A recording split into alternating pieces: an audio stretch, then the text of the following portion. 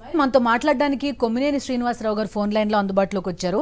ఆయనతో మాట్లాడదాం. ఆయన ఎట్లా చూస్తున్నారు ఈ కామెంట్స్ ని అనేది కూడా అడుగుదాం. కొమ్మినేని గారు నమస్కారం అండి. ఎట్లా చూస్తారు కామెంట్స్? ఏదో సరదాగా ఊరికే అట్లా చేసిన కామెంట్స్ లా చూస్తారా, లేదంటే దీని ఒక సీరియస్ విషయంగా చూడాలంటారా? అట్లా కదమ్మా, ఒక పార్టీ అధ్యక్షుడు 3 సార్లు ముఖ్యమంత్రి చేసిన వ్యక్తి, నేను మళ్ళీ ముఖ్యమంత్రి అవుతానని ప్రచారం చేసుకున్న వ్యక్తిని పట్టుకుని ఆయనకి రెస్ట్ ఇద్దామన్న తర్వాత ఇక సరదా వ్యాఖ్య ఎట్లా అవుద్ది? లేదంటే ఆవిడ అసలు ప్రచారంలోకి ఎట్లా వెళ్తుంది? నిజంగా ఆవిడకి మేము స్పృహ లేకపోతే కనీస ఆలోచన రాజకీయ పరిజ్ఞానం లేకుండా ఎట్లా మాట్లాడతారు? కాబట్టి ఖచ్చితంగా నా అభిప్రాయం అయితే మాకు 4 నెలల క్రితమే 4-5 నెలల క్రితమే ఇక్కడ నేను విజయవాడలో ఉన్నప్పుడు ఈ పెనమలూరు నియోజకవర్గంలో ఆయన పోటీ చేసే అవకాశం ఉంది. ఆయన ఇక్కడికి వస్తారు ఈసారి. కుప్పంలో పోటీ చేసినా కూడా ఇక్కడ కూడా పోటీ చేయొచ్చు, లేదా కుప్పం వదిలేసి ఇక్కడ రావచ్చు. ఎందుకంటే ఇక్కడ పెనమలూరులో మిగతా సామాజిక వర్గాలతో పాటు కమ్మ సామాజిక వర్గం బలంగా ఉంటుంది. సో తద్వారా తన గెలుపుకి కాస్త సులువైన వాతావరణం ఏర్పడుతుందని చంద్రబాబు గారు కానీ అలాగే టీడీపీ వర్గాలు కానీ భావిస్తున్నాయి. అందుకనే ఇప్పుడు పార్థసారథి వైసీపీ ఎమ్మెల్యేకి టికెట్ నిరాకరించారు కదా వైసీపీ నాయకత్వం. ఆ నేపథ్యంలో మరి వైసీపీ టికెట్ ఎవరికి ఇవ్వాలి? పార్థసారథికి ఇవ్వాలి. పార్థసారథికి ఇవ్వలేదు. ఇవ్వకపోగా లోకల్ గా ఉన్న బోడే ప్రసాద్ అన్నయ్య ఉన్నాడు, ఆయనకి అనౌన్స్ చేయలేదు. అంటే ఏంటి?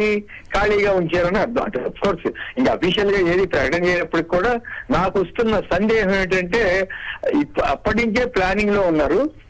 చాలా కొంతమందికి ఇండైరెక్ట్ గానో లేకపోతే బాగా సన్నిహితులు ఉన్న వాళ్ళకి పరిశీలించమనో ఇట్లా చెప్పు ఉండాలా. తద్వారా అది లీక్ అయ్యి మాబోటి వాళ్ళ దృష్టికి కూడా వచ్చింది. ఫైనల్ గా ఏం చేస్తారు, ఇదంతా అప్రదిష్ట అవుతుందని భయపడితే మనం చెప్పలేం. కానీ కుప్పంకి ఇప్పుడే ఇస్మాయిల్ చెప్పినట్లుగా చాలా తేడా వచ్చింది అక్కడ పరిస్థితి.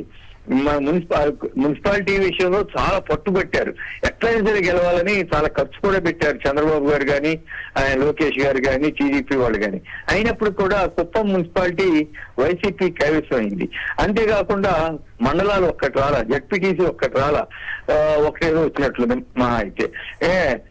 నాకు నిన్నెవరో చెప్తారు, ఆ ప్రాంతం నుంచి ఒక మిత్రుడు ఫోన్ చేసి, సుధాకర్ రెడ్డి ఆయన పేరు తుకారం రెడ్డి, ఆయన చెప్తున్నాడు ఈసారి కుప్పంలో చంద్రబాబు ఎట్టి పరిస్థితుల్లోనూ గెలవడండి. ఆ విషయం ఆయనకి కూడా అర్థమవుతా ఉంది. అందుకే ప్రత్యేకించి దానికి కారణం ఏంటంటే గుడిపల్లి అని ఒక మండలం ఉంది, అలాగే శాంతిపురం అని ఇంకో మండలం ఉంది. ఆ 2 మండలాల్లోనూ పరిసరాల్లో ఉన్న తమిళనాడు కర్ణాటక బోర్డర్ నుంచి ఈ దొంగ ఓటర్లని కొన్ని వేల మందిని 30-40 వేల మందిని చేర్పించారనేది ఒక అభియోగం.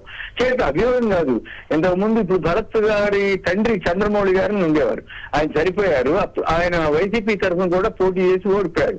అప్పుడు నాతోటి స్వయంగా చెప్పింది ఏంటంటే దాదాపు 30-40 వేల ఓట్లు దొంగ ఓట్లు చేర్పించారు. దాంతో ఎవరూ ఏం చేయలేని పరిస్థితి అయింది. వాటిని తీయించడం అంటే చాలా కష్టం అవుతా ఉంది. నేను పోరాడగా 17,000 ఓట్లు చేయించగలిగానని చెప్పాను.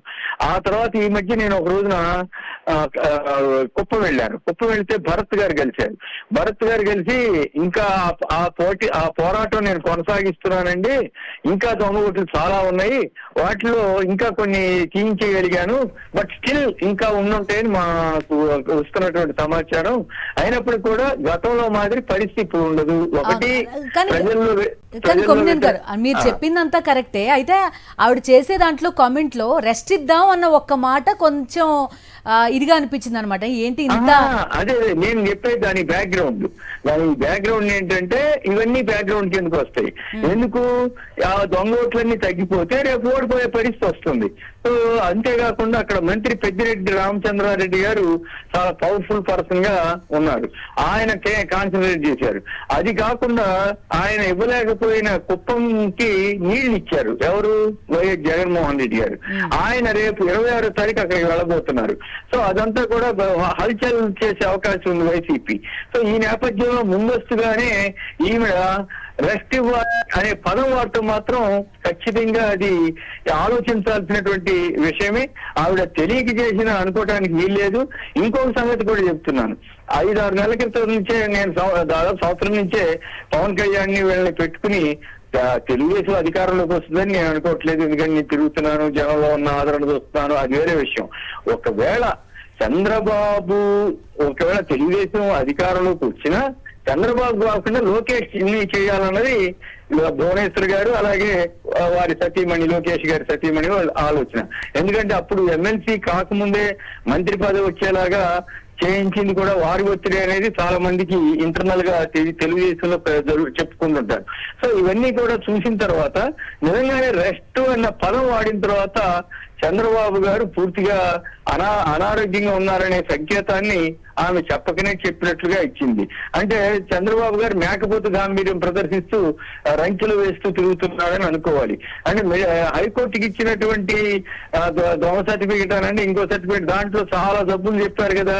మరి ఆ నేపథ్యంలో ఏమన్నా భువనేశ్వర్ గారు ఆయనకి రెస్ట్ ఇచ్చి తానే రంగంలో దిగాలన్న ఆలోచనతోటి పైకి సరదాగా అన్నా కూడా ఇది చాలా సీరియస్ వ్యాఖ్య. ఎందుకంటే ఏ భార్య కూడా ఏ భర్తని ఎలక్షన్ లో రాజకీయ నాయకుల్లో ఇక రెస్ట్ ఇద్దాం ఆయనకి నేను పోటీ చేస్తాను అని సరదాకు కూడా అందు. సరదాకు కూడా అంటే ఏమిటి దాని అర్థం? ఒక రాజకీయ పార్టీని నడిపే వ్యక్తిని రెస్ట్ ఇద్దామని ఆయన భార్య చెప్పిందంటే లోపల ఏదో సీరియస్ గా ఆలోచన జరుగుతా ఉండాలి. అది ఒకటి కుప్పంలో భయపడటం, రెండు పెనమలూరుకి వెళ్ళడానికి వీలుగా ఆవిడ రంగంలో దిగి నేనే పోటీ చేస్తాను, తర్వాత ఆవిడ పోటీ చేస్తుంది చేయకపోతే వేరే విషయం. ముందు ఏంటంటే ఒక బేస్ క్రియేట్ చేయడం, ఒక ప్రాతిపదిక.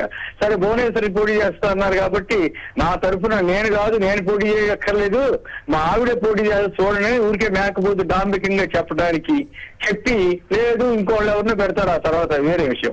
ఆయన పెనమలూరులోనో లేకపోతే ఇంకొక చోట ఎక్కడో పోటీ చేసి గెలిచే అవకాశం బాగా ఎక్కువగా ఉన్న సీట్ ఉంది అని అనుకున్న చోట పోటీ చేసే అవకాశం ఉంటుంది. సో ఇట్లా ఏమైనా కావచ్చు కానీ బట్ రెస్ట్ ఇవ్వటము అంటే ఖచ్చితంగా చంద్రబాబు గారి రాజకీయ భవిష్యత్తుని ఆయన భార్యే డౌట్ పెడతా ఉంది. చంద్రబాబు గారికి రెస్ట్ తీసుకోవడం అవసరం, ఈ రాజకీయాలు ఆయన చేయలేరు అనేటువంటి అభిప్రాయం ఆవిడలో కలిగి ఉండాలి. ఖచ్చితంగా ఇది రాజకీయ వర్గాల్లో ప్రత్యేకించి తెలుగుదేశం వర్గాల్లో పెను సంచలనమైనటువంటి విషయమేనని మనం భావించాలి. కొమ్మినేని గారు, నేను ఇస్మాయిల్ అండి. ఇప్పుడు ఎలక్షన్స్ కంటే ముందు ఎగ్జాక్ట్లీ ఒక 1.5 మంత్ ఎలక్షన్స్ ఉన్నటువంటి టైంలో ఒక నియోజకవర్గం మారి ఇంకొక నియోజకవర్గానికి 35 ఏళ్ళు ప్రాతినిధ్యం వహించినటువంటి వ్యక్తి వెళ్ళడం ఎటువంటి మెసేజ్ ఇస్తుంది తెలుగుదేశం పార్టీ? ఏ రకంగా వెళ్ళినా 2 చోట్ల పోటీ చేసినా అదే అభిప్రాయం కలుగుతుంది. ఈయన ఊడిపోతున్నాడు అక్కడ కుప్పంలో, అందుకే భయపడి 2వ సీటుకు వచ్చాడని అనొచ్చు. లేదు ఆయన ఒక్కడే మారిపోయినా అదే ఇంకా ఎక్కువ వస్తుంది, ఖచ్చితంగా ఆయన భయపడ్డాడు అనేది. ఆ డ్రామాని క్రియేట్ చేయడం కోసం ఈ రకంగా ప్రొజెక్ట్ చేస్తున్నారేమో నాకు అనిపిస్తా ఉంది. ఎందుకంటే నేను కాదు మా ఆవిడే పోటీ చేస్తుంది, ఆవిడే గెలుస్తుంది, ఆవిడ అని అట్లా ఒక ప్రొజెక్షన్ ఇవ్వటం. అయితే ఆవిడ తెలివి తక్కువగానండి, లేదంటే ఇది సరిగా అవగాహన లేకుండా కానీ లేదు ఆవిడే కరెక్ట్ గానే అంచనా వేసుకుని ఖచ్చితంగా చంద్రబాబుకి రెస్ట్ ఇవ్వాలని అనుకున్నా కానీ మొత్తం మీద రెస్ట్ అన్న పదం వాడటంతో మొత్తం రాష్ట్ర రాజకీయాల మీదే దీని ప్రభావం పడే అవకాశం ఉంది. తెలుగుదేశం క్యాడర్ ఇప్పటికే నైతికంగా దెబ్బతినుంది. ఎందుకంటే చంద్రబాబు గారు తాక్కడే గెలవలేనని తంటాలు పడుతున్న తరుణంలో పవన్ కళ్యాణ్ బతిలాడుకోవటం, ఇప్పుడు బీజేపీ కాళ్ళ వేళ్ల పట్టడం, ఇవన్నీ చూసిన తర్వాత చంద్రబాబు గారిలో ఆ భయం అనే ఓటమి భయం ఉండడంతో ఆవిడతోటి మాటలు చెప్పించే అవకాశం కూడా ఉంది. అయితే ఇది ఇంకా డామేజ్ చేస్తుంది, తెలుగుదేశానికి గ్రాఫ్ ఇంకా బాగా పడిపోయే అవకాశం అయితే ఉందనేది నా అభిప్రాయం.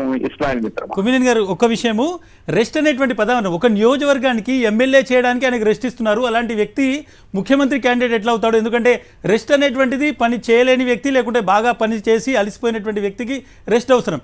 ఒక నియోజకవర్గంలోనే ఆయనకు రెస్ట్ ఇస్తున్నప్పుడు ఆయన ముఖ్యమంత్రి క్యాండిడేట్ ఎలా అవుతారనేటువంటి ప్రశ్న కూడా ఉత్పన్నమవుతుంది కదా సార్? ఖచ్చితంగా. అసలు పైకి రెస్ట్ అనేది ఎవరన్నారు? మీరు నేను అనలేదు.